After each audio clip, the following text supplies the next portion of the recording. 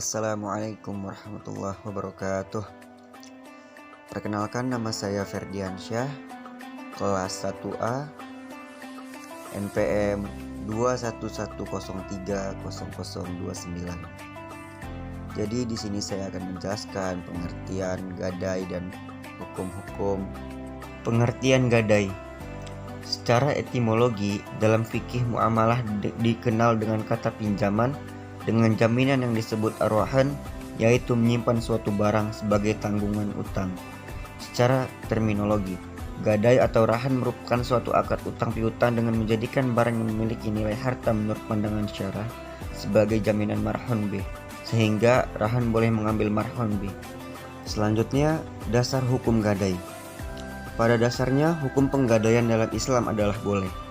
Sebagaimana dalam Al-Quran, surat Al-Baqarah ayat 283 yang artinya, jika kamu dalam perjalanan dan bermuamalah tidak secara tunai, sedang kamu tidak memperoleh seorang penulis, maka hendaklah ada barang.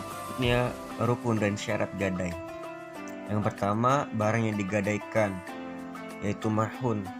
Yang kedua, ijab qabul atau zirat.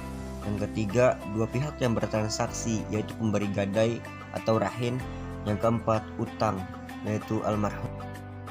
Selanjutnya, pengertian mudharabah. Menurut etimologi, mudharabah berasal dari kata darb yang berarti secara harfiah adalah berpergian, berjalan, atau memukul.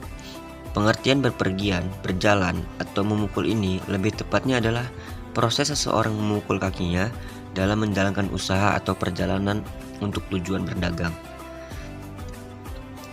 Sedangkan menurut terminologi, para ulama fikih mendefinisikan mudharabah atau qirat dengan pemilik modal, yaitu investor, menyerahkan modalnya kepada pekerja, yaitu pedagang, untuk diperdagangkan.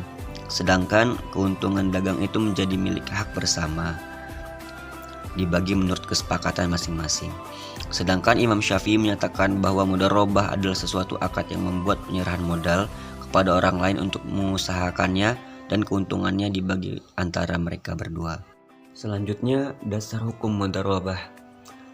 Sesuai dengan Quran surat Al-Baqarah ayat 198 yang berbunyi, A'udzubillahi minasyaitonirrajim. Bismillahirrahmanirrahim. Laisa 'alaikum junahun an tabtaghu fadlan min rabbikum, yang artinya, bukanlah suatu dosa bagimu mencari karunia dari Tuhanmu, rezeki hasil perniagaan dari Tuhanmu.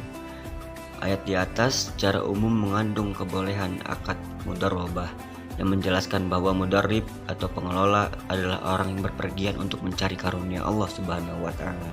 Kemudian rukun dan syarat mudharabah. Yang pertama, rukun mudharabah. Yang kedua, orang yang berakad. Yang ketiga, objek mudharabah. Yang keempat, persetujuan kedua belah pihak. Yang kelima, nisbah atau keuntungan. Yang keenam, syarat mudharabah. Yang ketujuh, sahibul mal dan mudharrib sighat. Yang ke-8, ijab qabul. Yang ke-9, modal. Yang ke-10, nisbah atau keuntungan. Manfaat mudharabah. Mudharabah mempunyai keistimewaan dibanding akad-akad lainnya yang dikenal dalam Islam, yaitu memotivasi pihak pengelola untuk berusaha keras agar memperoleh keuntungan yang sebesar-besarnya, karena hasil yang diperoleh akan tergantung jumlah keuntungan yang diusahakannya. Mungkin hanya ini yang dapat saya sampaikan, kurang lebih saya mohon maaf dan hanya kepada Allah saya mohon ampun. Sekian, terima kasih. Wassalamualaikum warahmatullahi wabarakatuh.